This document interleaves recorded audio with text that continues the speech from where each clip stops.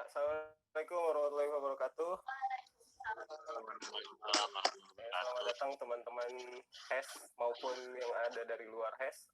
Ya, alhamdulillah kita dapat berkumpul pada siang hari ini ya untuk mengadakan sharing-sharing ya. Sharing-sharing kepada teman-teman kita, teman-teman adik-adik kelas maupun angkat-angkatan kita. Di sini kita mendapatkan orang-orang pemateri-pemateri yang sangat handal ya di bidangnya. Jadi pertama di sini ada Kakak Ojan, Fauzan Khairi. Tolong Jihan itu pakai sarung. Maaf ya. Maaf ya. Ini ada Kak Ojan, terus ada Kak Adam ya, terus ada Kak Andi, Jihan, Kak Ridwan, dan Kak Winda ya. Yang sampai saat ini Winda belum datang ya? Belum. Tadi udah sempat datang. Tadi udah sempat datang. Nah, untuk pertama mungkin kita mulai dari yang paling jauh aja ya. Yang paling jauh itu ada Ridwan. Ridwan mana? Ridwan, tolong open mic-nya, Wan. Ini noise dari suara siapa ya? Ada lagi di kamar mandi ya? Adam balik. Dam, lu kayak noise deh, Dam. Bocor dari Adam nih kayaknya. Dari gua. Ya udah. Dari Ridwan apa Adam? Dari Ridwan aja. Ridwannya belum ini. Ya udah, Andi. Ladies first. Om Jihan aja. Dari gue yang milih ya, dari Adam aja dah. Yang minimalis. Ya.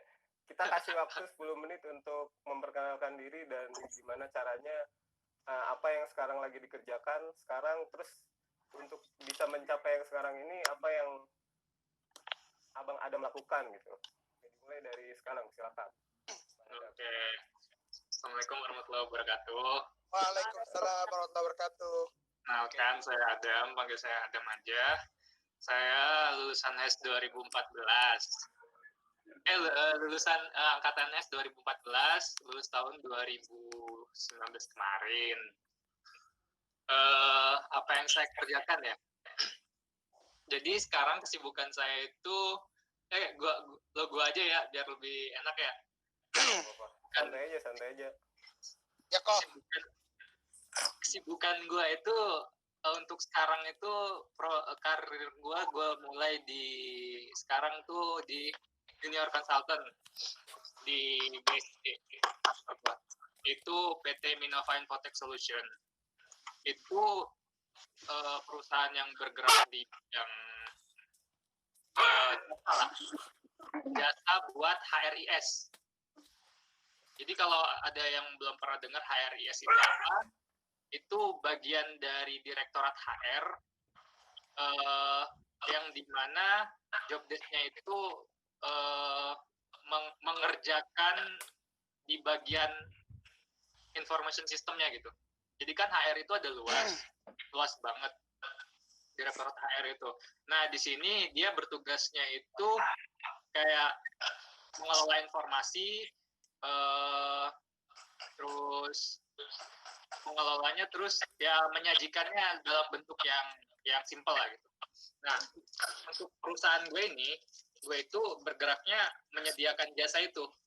Jadi jasa dimana kalau ada perusahaan yang butuh untuk menggunakan HRIS, kan kalau secara manual kan misalkan nih perusahaan itu ada yang size-nya dari yang karyawannya ratusan, bahkan sampai ribuan, bahkan yang ratusan ribu kan ada tuh. Nah kalau dikelola secara manual itu bakal ribet banget kan, apalagi informasi dari karyawan yang masuk itu banyak banget. Nah jadi yang perusahaan gue ini adalah jasa buat softwarenya itu. Nah software HRIS itu. Nah apa kerjaan gue?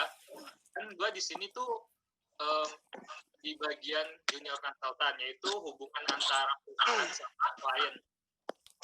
Yang gue kerjakan itu ya pasti kesehariannya itu sebagai mediator antara perusahaan sama klien. Entah itu macam-macam. Ada klien yang di perusahaan gua tuh ada dari bank, ada dari LPOM juga ada, dari macam-macam pokoknya banyak. Nah kan rata-rata perusahaan itu pasti kalau yang udah misalkan size-nya karyawannya ratusan ke atas, dia pasti punya bagian HR-nya gitu. Nah gue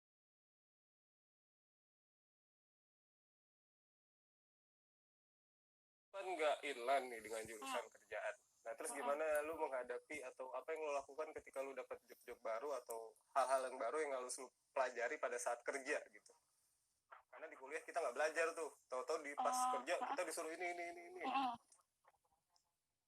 Ya emang ya kaget sih sebenarnya, kayak biasanya kalau misalkan kita dihukum kan lebih kebanyakannya ngapal ya. Ini tiba-tiba gue nyemplung di kerjaan yang mana gue harus ngitung. Jadi ya sebenarnya emang dasarnya gue sih juga suka ngitung dari dulu juga. Dan kan gue masuk, ya gue perhitungan sih. Pokoknya kalau gue sih emang dasarnya kan lebih suka ngitung. Jadi tadinya kan juga masuk ke sini karena namanya itu bukan hukum ekonomi ya, pas daftar tulisannya ekonomi Islam gitu. Jadi pas gue masuk ke sini sih bener-bener yang namanya beda banget, dan bener-bener belajar banget hal baru. Kayak kita kan nggak pernah pakai Excel ya kalau kuliah, sama sekali nggak pernah buka Excel. Tiba-tiba buka Excel dengan rumus yang ternyata banyak rumus-rumus yang gue nggak pernah pelajarin. Terus kayak ya pokoknya beda banget sih, dari yang biasanya ngafal jadi benar-benar ngitung gitu sih paling. Jadi dulunya ngafal, sekarang ngitung. Dulu ya kita kan emang dasarnya juga ada akuntansi syariah kalau nggak salah ya dulu ya. Iya ada. Dan itu juga cuman ketemu kayak gitu satu kali doang, sisanya kan nggak pernah disuruh ngitung. Jadi kayak bener-bener yang baru banget sih, itu bener-bener belajar banget sih. Dari pas dapet itu juga kayak gue kira nggak pakai ngitung, nggak pakai apa, bener-bener cuma nagih aja. Gue kira ya pokoknya bener-bener di luar dari ekspektasi gue juga sih pas kerja, parah. Jadi kalau saat ini lu nyaman nggak dengan kerjaan yang sekarang? Atau gue pengen nyoba kerjaan yang inline nih gitu, suatu saat nanti gitu. Kalau untuk suatu saat nanti pengen inline atau enggak, gue sih sebenarnya minder ya kalau misalkan disuruh daftarnya di bagian legal. Kenapa minder? Karena gimana ya, kalau yang gue pikir sih lebih kayak dari awal gue daftar pun gue sebenarnya agak minder buat mencari pekerjaan yang legal gitu. Pokoknya kalau udah ada legal, nyoba sih pernah sekali-kali gitu nge-apply.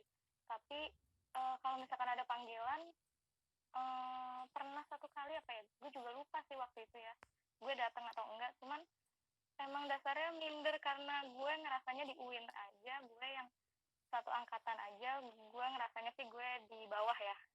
Jadi kayaknya gue kalau buat di legal masih banyak yang lebih baik untuk masuk di bagian legal gitu.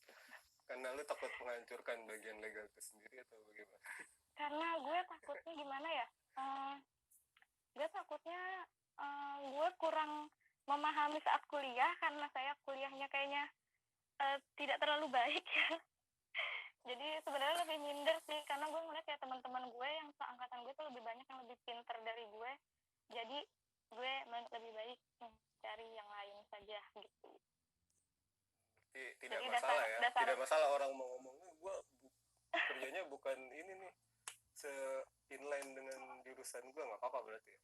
Ya kalau gue sih lebih ke nggak apa-apa sih, kan yang penting kita kerja menghasilkan uang untuk keluarga. Soalnya kalau emang kita mau cari yang inline ya, kalau gue cari dulu di job street atau dimanapun itu, pertama harus ada kita harus ada ini kan, kayak minimal tuh kayak kita pernah magang atau pokoknya ada pengalaman gitu. Nah gue tuh selama bidang legalnya. Iya betul. Nah gue tuh nggak pernah. Jadi kayak bener-bener setiap gue lihat lowongan legal, udah minder duluan juga lihat lowongannya. kayak harus udah ada pengalaman gitu. Gue sama sekali nggak ada pengalaman, ya udah deh gitu deh jadinya. Oke, ada lagi yang mau disampaikan Mbak Winda? Ada pesan-pesan buat teman-teman kita yang belum mendapat kerjaan atau ingin milih-milih kerjaan gitu-gitu? Ya kalau milih kerjaan, ya sebenarnya kan milih kerjaan ya emang harus sih. Kalau menurut gue milih kerjaan tetap harus ya. Yang gajinya gede pasti kan? Enggak, gajinya gede juga. Apalagi karena apa namanya nih, ya sekarang ada corona seperti ini, jadi kayak kalau bisa nyari kerjaannya ya yang perusahaannya yang udah gimana ya, yang udah lama berdiri lah paling enggak, jadi lebih aman pertama sih kalau lihat dari keadaan sekarang ya. Terus ya apa ya, kalau buat kalian-kalian yang ternyata terjebak di HES, tapi kayaknya yang terjebak cuma angkatan kita deh, angkatan bawah udah tahu itu HES. Jadi kalau misalkan emang dirasa gue pengen belajar nih di luar hukum, ya mungkin itu bisa jadi apa ya, ternyata kayak lo tuh menemukan hal baru di hidup lo yang lo ternyata suka. Kayak misalkan gue tiba-tiba ya suka sama kerjaan gue itu sih. Jadi Coba cintai digali lagi kerjaan kita gitu. Coba digali lagi gitu. Kali aja tuh di dalam diri lo tuh ada sesuatu yang belum terkuak gitu. Oke, Belajar lagi sih. Oke, terima kasih udah 10 menit nih. Untuk yang terakhir mungkin ke Bang Ojan, caster ini nasional 30 menit kita. sih ini. Enggak nih, mana nih Bang Ojan nih? Caster. Ya, ini orang udah terkenal nih, udah sering muncul di YouTube dan di event-event. YouTuber juga. Mungkin udah dolar-dolaran nih. Mungkin bisa sharing ke kita gimana caranya menjadi seorang caster. Walaupun semuanya. walaupun dia belum ini ya, belum apa? Belum lulus. Ya itu mah ntar aja. Lulus mah gampang, masih ada setahun lagi. Iya. Coba bisa dimulai, Bang Ojan. Halo, selamat siang semuanya. Salam sejahtera buat kita semua. Jadi perkenalkan, tapi kayaknya harusnya udah kenal semua sih, karena gue lihat angkatan kita angkatan bawah 1 tahun doang. Ya, nama gue Ahmad Fauzan Hairi, kuliah masuk HES sama seangkatan dengan Bang Farhan, Kak Andi, Kak Winda, dan lain-lain yang ada di sini angkatan 2014. Kalau ditanya pekerjaan, sebenarnya e-sport shotcaster itu terlalu sempit gitu. Mungkin emang itu core-nya dalam pekerjaan gue sekarang, cuman saat ini alhamdulillah puji Tuhan diberi kesempatan untuk menjadi talent sekaligus growth officer di Revival TV. Jadi kayak selain gue menjadi talent, shotcaster, MC, bla bla bla, tadi juga gue menjadi penghubung antara IO gue dengan klien ketika kita mau buat project tertentu gitu. Terus kalau tadi teman-teman semua udah berkata pekerjaan mereka sangat berlawanan dengan apa yang diajarkan di bangku kuliah, bisa gue katakan gue benar-benar bentuk murni dari 180 derajat yang berlawanan. Karena memang bisa dikatakan hampir tidak ada yang gue pelajari di kuliah itu bisa gue aplikasikan sebagai core value gue dalam pekerjaan gue. But semuanya itu pasti ada bekal kan ya. Minimal lu presentasi di kuliah, lu bercengkrama dengan teman-teman, lu berorganisasi, itu modal penting sih kalau dalam inline industri gue sekarang. Jadi gimana gue menghadapi klien, gimana gue buat proposal kerjasama, proposal bisnis, atau misalnya gue bertemu dengan klien dari luar negeri, misalnya gue harus tahu dong gimana cultural fundamental mereka. Nah itu kadang itu yang gue banyak pelajari di UIN sih, karena gue berorganisasi yang lumayan banyak juga di UIN. Terus apa ya, penting sih kalau kita, menurut gua salah satu core value kita sebagai mahasiswa hukum itu kan tuh kita bisa berbicara ya, kita bisa speak up di depan banyak orang. Jadi dengan soft skill yang terbangun perlahan tapi pasti selama bangku kuliah, alhamdulillah membantu gua untuk bisa show untuk di depan kamera tetap profesional, karena memang dalam shotcaster e-sport atau electronic sport kita akan banyak banget berhadapan dengan studio, kamera, tadi dibilang YouTube dan platform-platform lainnya. Kemudian kalau gue katakan 100% nggak ada yang berguna, itu menurut gue sebuah ini ya, kayak ngejelekin apa yang udah kita pelajari, karena menurut gue apapun ilmu yang kita serap itu pasti ada gunanya gitu. Dan begitupun minimal banget gue belajar kontrak, gue belajar basic-basic dalam perdata yang ada di UIN. Alhamdulillah banyak juga kepake, terutama kalau misalnya ada klien dia ngeberiin kontrak ke gue, misalnya entah itu masalah fee, entah itu masalah hal-hal yang misalnya dipandang sepele seperti penyelesaian sengketa, terus hak kewajiban dalam sebuah event. Nah itu bisa gue pelajari, dan kadang gue bisa lebih kritis ketimbang orang-orang yang ada di sekitar gue yang sama-sama sebagai growth officer di kantor gitu. Jadi ya gitu sih, pasti tetap ada lah. Tapi kalau dikatakan syariahnya, ekonomi syariahnya itu lebih ke arah balik lagi ke perspektif diri gue sih, untuk pengembangan diri gue pribadi. Misalnya gue mau invest kemana, tentu gue akan lebih memilih yang syariah ketimbang yang konven misalnya, karena memang udah belajar syariah banyak, gue udah tahu apa kelebihannya baik secara duniawi dan ukhrawi nantinya. Jadi kayak ya gitu sih, lebih ke arah pelajaran-pelajaran di kampus akhirnya jadi bekal diri pribadi aja, bukan kayak core value gue dalam bekerja. Cuman tetap ada lah 1-2 hal yang kiranya gue pelajari di kampus tentu berguna dalam daily activity gue di line atau di job line gue sebagai talent dan growth officer Revival TV. Oke, bisa diceritakan nggak gimana sejarahnya kok lu bisa jadi caster gitu? Apakah lu kayak memberi proposal tentang diri lu sendiri kepada para apa nih, grade officer, atau emang lu ditunjuk gimana? Iya, gue sebenarnya gimana ya, mungkin bisa gue katakan gue one of the kind sih kalau di fakultas ya syariah dan hukum. Gue dulu salut banget dengan teman-teman yang tetap bisa straight in line sekarang, dengan teman-teman di minggu lalu yang benar-benar bisa memaparkan what you learn is what you deserve. Lu apa yang lu pelajarin itu yang lu tuai gitu. Lu bisa kerja di inline yang lu dapat. Cuman memang di UIN saat gue kuliah dulu lebih ke arah banyak tolak peluru sih gue. Jadi kayak gue pengen tetap aktif, gue pengen tetap bisa bersosialisme dengan teman-teman, salah ya istilahnya. Pokoknya untuk bisa tetap bersosial lah dengan teman-teman sekalian. Jadi gue terjun ke akademis lah. Dulu gue banyak ikut kajian, bla bla bla. Gue suka itu, gue suka untuk diskusi dan lain-lain karena memang core-nya gue suka untuk berinteraksi dengan orang-orang. Cuman ternyata passion gue bukan di sana. In the end, dari awal yang gue suka itu ternyata untuk bersosialisasi, bercengkrama dengan orang-orang. Tapi memang ternyata deep inside, gue senang banget dengan electronic sport. Gue senang banget main game. Dari gue kecil sampai gue SMP, SMA, bahkan saat dulu mondok pun atau asrama, gue tetap selalu kepikiran saat gue liburan, gimana gue bisa main game gitu. Nah, seiring gue makin dewasa, gue berpikir dong, kalau gue cuma main, kalau gue cuma ngabisin waktu gue gitu aja, itu bakal nggak ada value, nggak bakal ada revenue yang gue terima dari apa yang menjadi passion gue. Nah, kembali lagi di tema obrolan kita siang ini, passion dan hobi kan. Jadi gue pengen collaboration, apa yang bisa gue dapatkan di hidup gue, itu juga sesuai dengan passion dan hobi gue gitu. Jadi kayak ya udah, gue sekalian main game bla bla bla. Kebetulan waktu itu di UIN ada kesempatan anak TI kalau nggak salah ya, dia ngadain namanya PMCC, PUBG Mobile Campus Competition kalau nggak salah kepanjangannya. Nah di situ ngejar banget untuk mencari shotcaster. Awalnya memang gue masuk e-sport karena shotcaster. Jadi gue juara di UIN, kemudian gue post video juga di review sama orang-orang Tencent. Tencent kan perusahaan yang menaungi PUBG Mobile ya, walaupun gue akhirnya sekarang e-sport ke semuanya. Nah gue juara lah waktu itu nasional. Habis itu gue dipanggil masuk IO. Sekarang mereka makin butuh untuk shotcaster, untuk talent-talent di e-sport.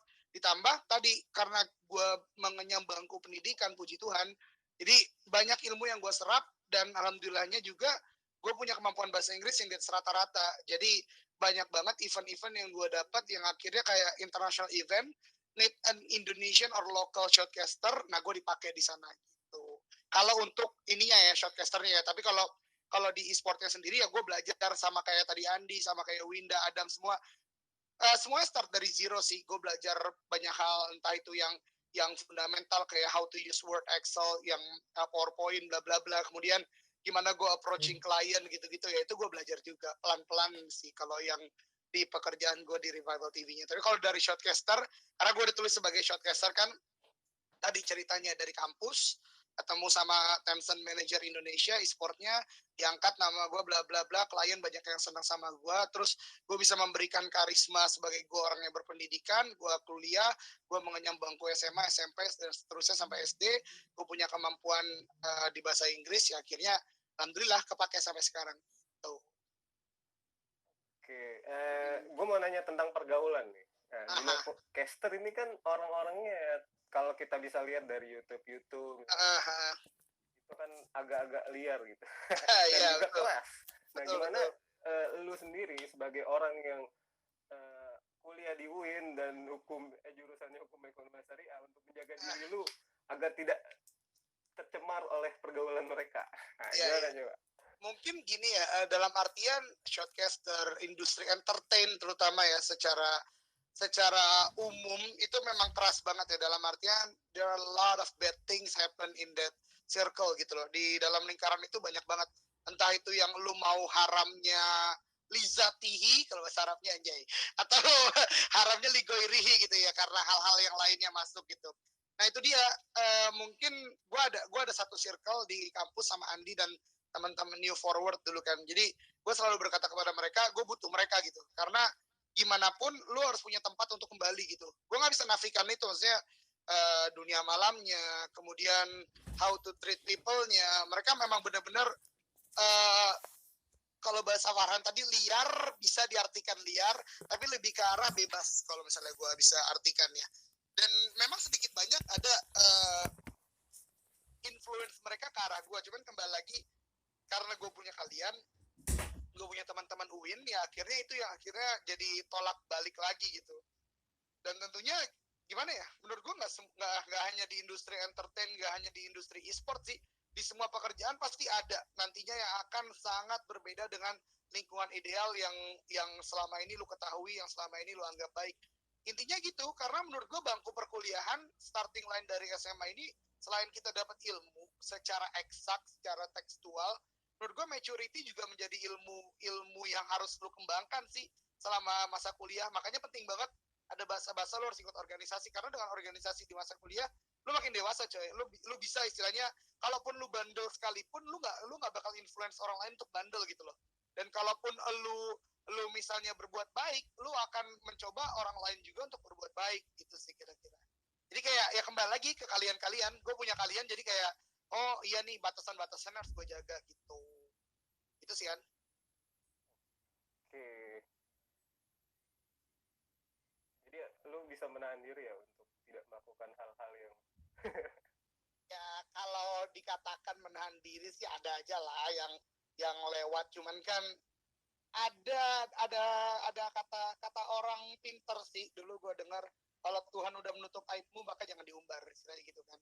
Lebih ke arah gue cuman ngasih gambaran ke teman-teman terutama yang mungkin nanti mau ngambil dunia kerja di luar HES, karena kalau HES kayaknya syariah sekali, kayaknya aman gitu kan. Cuman kalau misalnya lu di luar HES, di luar yang berbau-bau syariah, tentu lu harus lebih mawas diri, lu harus punya proteksi sendiri, entah dengan cara apapun, dengan cara lu tetap keep in touch dengan teman-teman di HES, atau misalnya lu punya pengajian or something like that sih, kira-kira gitu. Nah, untuk fee berapa nih kira-kira? Asik. Kalau lu kayak gimana, kita ngeliat Ojen tuh kayak artis kan? Anda dari mana? Nggak ada. Enggak lah. Gua nggak cerita fee sekarang lah. Gue cerita dulu aja deh. Awal-awal gue pernah cuma dibayar 8 jam shortcaster itu cuman 150.000. Ada. 8 jam? 8 jam, itu aja. Itu lu udah jadi, ya masih di UIN apa belum dipanggil Tencent? Masih di UIN. Itu gue belum, itu nggak diganti travel, nggak diganti ongkos kendaraan, nggak diganti makan, dapat sih, cuman pokoknya kendaraan nggak ada. Jadi itu awal-awal banget gue masuk dunia shortcaster, 150.000 8 jam itu awal-awal. Jadi nggak ada yang instan ya? Nggak ada, tentu nggak ada. Sama mungkin ini sih, gue nggak bisa ngasih pesan baik banyak ya ke teman-teman, cuman yang bisa gue katakan adalah, karena di dunia entertain menurut gue lo akan menemukan human as a human itself, bukan orang yang menutupi kepribadiannya. Dan gue bisa katakan ke teman-teman semua, di luar sana banyak orang jahat, banyak orang-orang yang dia tidak memperdulikan perasaan kalian saat mereka memberikan pendapatnya. Dan gue harap teman-teman kedepannya siap akan hal itu, dan nggak ngalamin yang gue alamin gitu. Karena gue pernah punya kejadian, gue pernah dapat satu event besar banget yang nonton waktu itu sampai 70.000 atau 100.000 orang, dan semuanya itu head speech.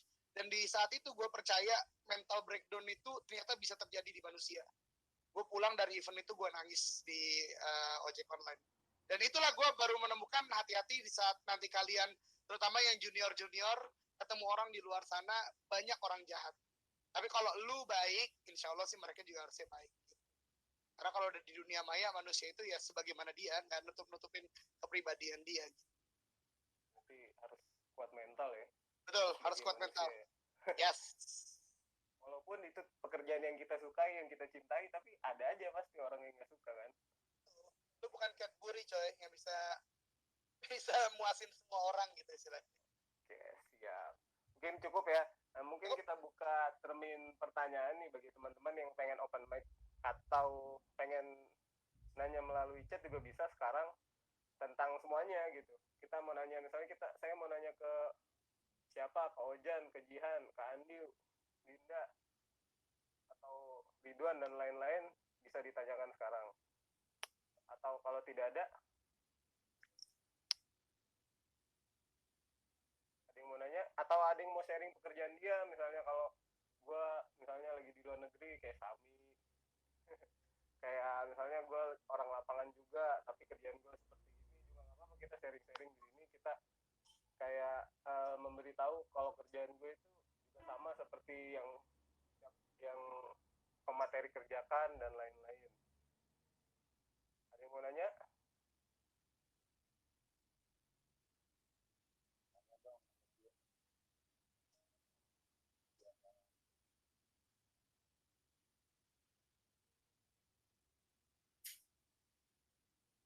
Eva, ada yang mau nanya nggak?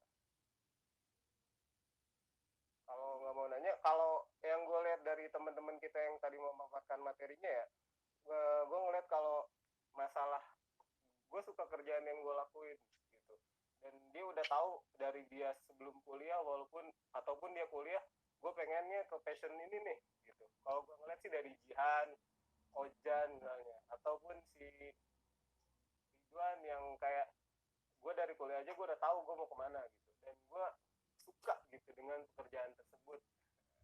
Jadi bagi teman-teman di luar sana atau yang di sini yang belum mendapatkan pekerjaan, dia ada yang kayak gue ada perasaan yang ingin memilih dulu pekerjaannya, atau dia ingin memilih pekerjaan yang dia suka gitu. Kayak Ojan kan dia pengen, gue udah dunia gue emang dunia talent gitu. Kalau Jihan gue entrepreneur, kalau si Ridwan gue orang lapangan, gue nggak suka di dalam ruangan yang ber-AC dan lain-lainnya, di depan komputer dan lain-lainnya. Kalau kayak Andi dan Wina kan gue ngelamar aja dulu di mana aja, nanti yang lainnya akan berjalan gitu. Kalau gue mau kesini, gue mau ke kerjaan yang inline atau yang enggak, itu ntar nanti aja. Yang penting kita kerja dulu aja, jangan milih-milih, karena ya itu tadi yang dibilang kebutuhan. Nah, sama kayak Adam juga sama. Mungkin teman-teman ada yang mau nanya, kalau nggak ada yang nanya mungkin kita tutup. Gue mau nanya dong. Ya, nanya Mar, silakan. Buat semua sih sebenarnya.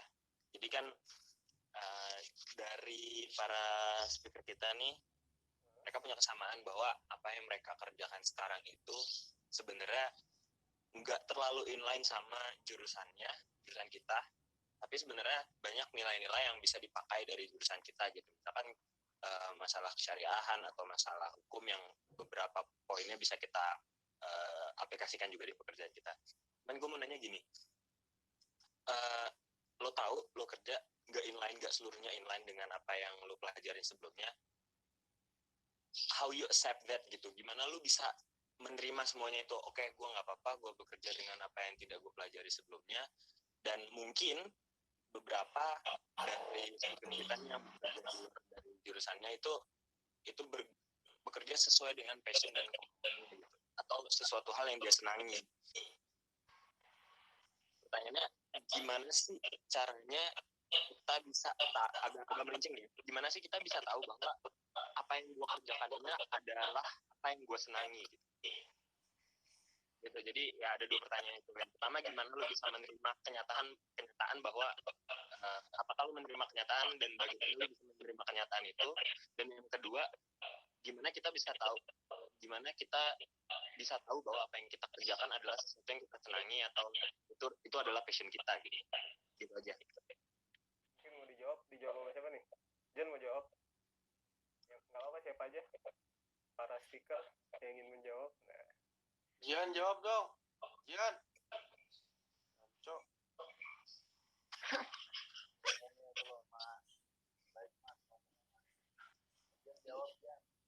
Kan lah. Ya, gimana ya?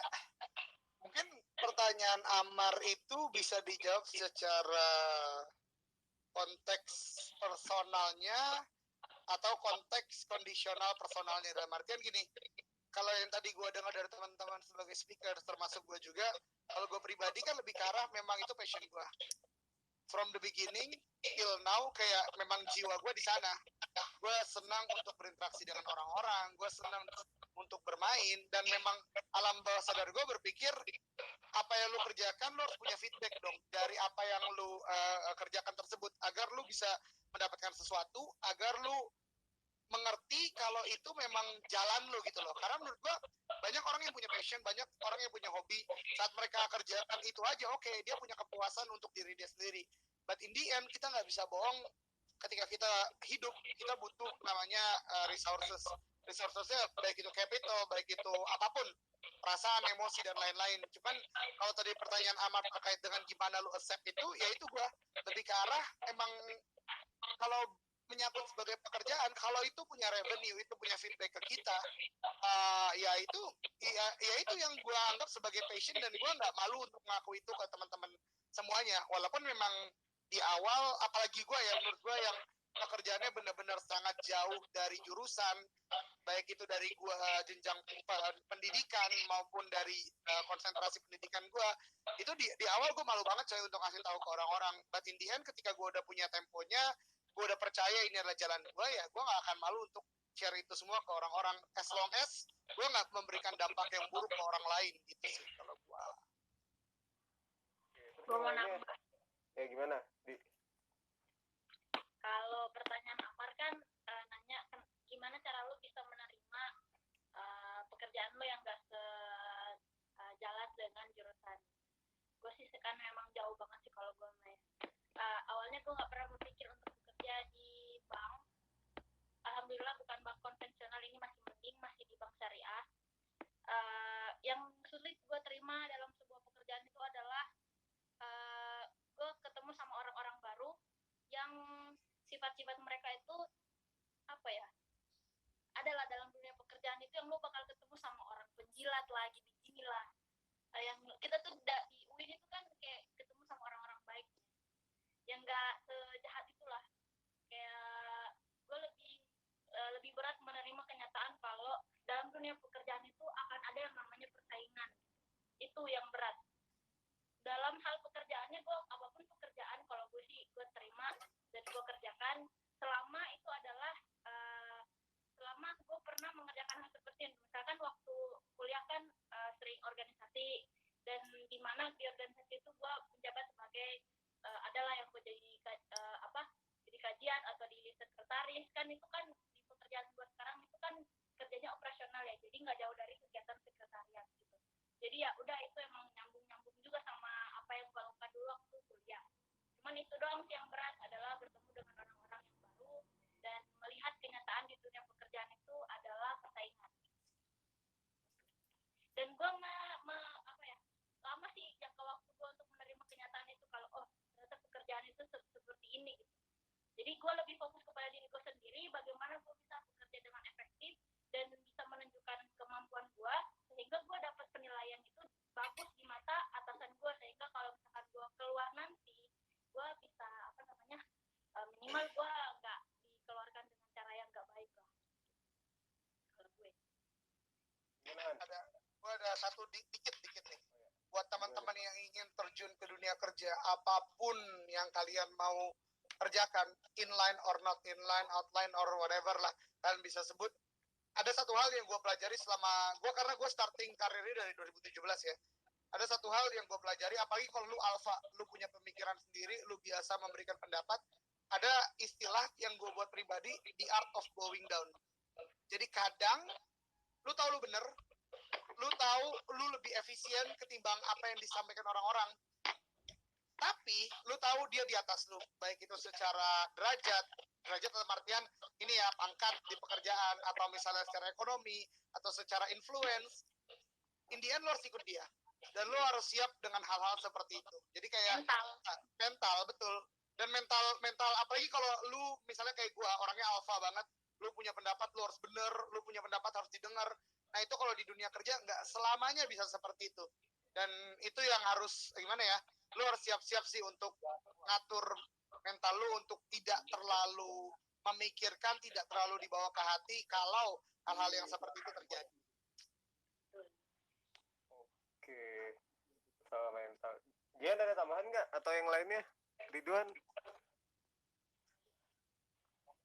atau Adam? Udah gue sedikit deh. Terkait menerima ya.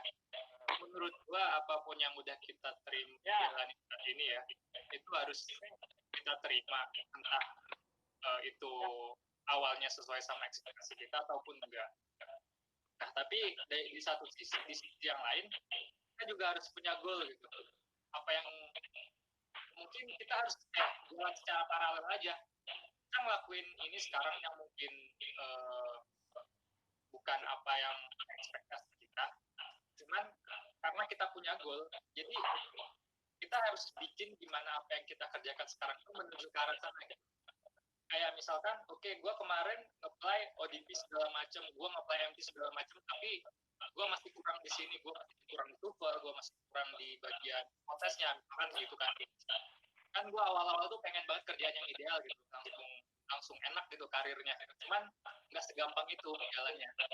Jadi kita harus terima sih, emang itu keadaan kita sekarang, emang itu kemampuan kita sekarang, yang menurut gue. Tapi di satu sisi lu harus punya juga goal, apa yang dengan cara lu nggak bisa kayak egois banget pengen itu aja kerjaannya, maksudnya pengen kalau nggak dapat kerjaan itu gua nggak mau kerja deh, gua mau tetap cari yang kerja yang itu aja.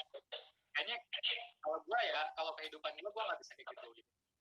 Jadi ada saatnya lu harus menyampingkan itu dan lu harus bekerja lebih keras lagi secara paralel gitu. Lu terima yang sekarang, tapi lu harus berusaha lagi buat mencapai apa yang lu pengen gitu, yang sebelumnya yang nggak lu terima. Misalkan karena gue udah terima sekarang, ya udah gue jalanin aja kerjaan gue, tapi satu sisi kan lu punya goal lagi, lu pengen S2, lu pengen apa lagi, ngumpulin modal buat kerjaan ini, buat sertifikasi apa gitu. Mendingan kayak gitu sih, dengan cara menerimanya gitu. Jadi harus nggak ada kata yang nggak diterima gitu dengan kerjaan yang lu sekarang.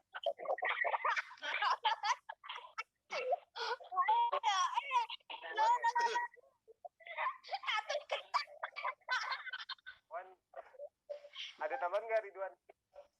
Adanya yang wah. Ada tambahan nggak terakhir? Gue dong. Ya. Mungkin yang gue tambahin sedikit ya, itu pertanyaan udah pada dijawab nyambung. Cuman saran gue sih niat dan tekad di awal dan sungguh-sungguh.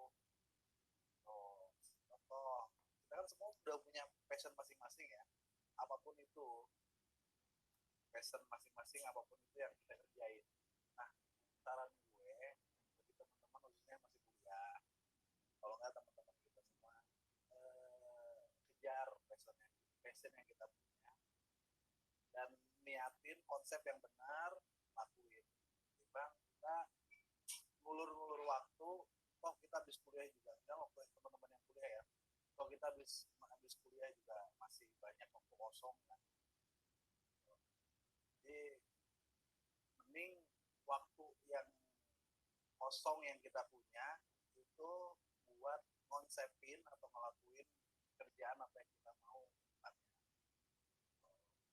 Itu aja sih. Selanjutnya Wan, Vini. ada tambahan? Gue sih paling kalau menurut gue gimana cara menerimanya ya realistis aja lah, maksudnya terus kayak ya lo tuh harus tahu kemampuan diri lo sendiri gitu sih. Kalau emang misalkan nggak nyampe ke yang lo harapkan ya mungkin saat ini lo harus menguranginya dulu sedikit nih dari yang lo targetkan di awal sambil lo berusaha buat mencapai itu sih. Kalau gue sih lebih ke situ ya, lebih ke realistis aja. Ridwan, tambahan? Ya nih, nambah sedikit. Ya, kalau buat nenek, gimana cara nanggepinnya? Mungkin awal-awal kuliah memang itu ya, kita kuliah itu niatnya kerja. Tapi setelah semester 5, semester ke atas lah, bahwa ditekenin lagi bahwa kuliah itu nuntut ilmu atau cari ilmu sebanyak-banyaknya. Nah, khususnya di jurusan ANE itu bidang muamalah. Nah, ketika kita udah banyak mendapat ilmu di bangku kuliah, toh kita mau kerja di mana juga kan kita bisa menyesuaikan. Bagaimana cara menerimanya ya mungkin seperti itu, bahwa justru sekarang ilmu yang ada di bangku kuliah itu lebih banyak manfaatnya daripada sekedar profesi. Ya seperti tadi teman-teman bilang, nilai-nilai apa yang ada di kuliah itu lebih tinggi daripada sekedar sesuai dengan profesi hukum atau profesi lainnya. Nah, itu sih kalau dari aneh. Intinya fokus menuntut ilmu, ya. Oke, mungkin saya rasa cukup ya, pas banget udah jam 3. Mungkin kalau ada mau tambahan lagi? Gue pengen coba bukan nyimpulin juga sih, gue berusaha mengambil sari pati dari jawaban nih dikit aja. Maksud gue nanya gitu karena mungkin dari sebagian dari kita di sini atau teman-teman kita juga mungkin ada yang kuliah udah rajin atau ya yang setengah-setengah, tapi kemudian di saat dia bertemu dengan kehidupan nyatanya ya dia kayak merasa ternyata dunia ini berat ya, ternyata hidup ini sulit gitu, tapi dia masih tinggal di dunia idealisme, dunia dia yang ya dia masih tinggal di idealisme yang tinggi gitu. Jadi gue kuliah ini gue pengen kerja ini pokoknya, atau gue walaupun suka ini tapi karena kuliah gue jurusan ini gue harus kerja di sini. Tadi beberapa jawaban ada yang nempel banget nih di pikiran gue, kayak misalkan tadi jawaban dari Ridwan ya sebenarnya yang intinya ya nilai-nilai itu lebih besar daripada apa yang kita kerjakan gitu. Itu yang pertama. Jadi apapun jurusannya selama kita bisa membawa nilai-nilai itu ke dalam pekerjaan kita ya itu nggak masalah gitu, malah seharusnya seperti itu gitu kan. Sama tadi jawabannya Winda ya realistis, dan satu lagi gue memahaminya adalah ya lo tau level lo gitu.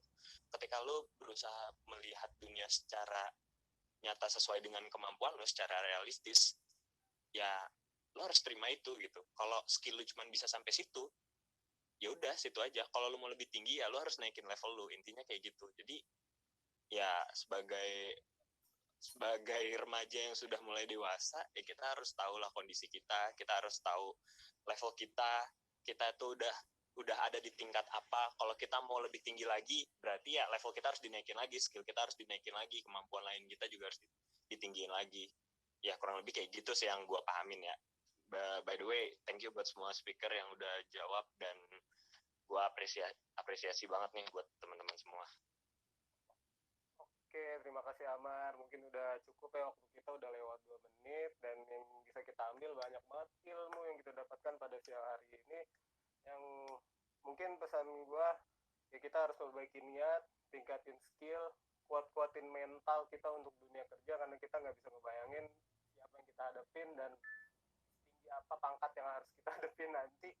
Dan perlu sih kita harus merasa bodoh ya untuk meningkatkan skill tersebut. Kalau kita merasa bodoh ya kita harus belajar, kita tingkatin skill untuk mengejar ketertinggalan kita itu sendiri. Mungkin gue terima kasih banyak untuk para speaker dan para hadirin yang telah hadir dan menyempatkan waktunya pada siang hari ini. Dan jangan lupa nanti ada share link untuk feedback kayak kesan-kesan atau pesan atau kayak tema apa lagi yang akan kita mau buat untuk webinar selanjutnya.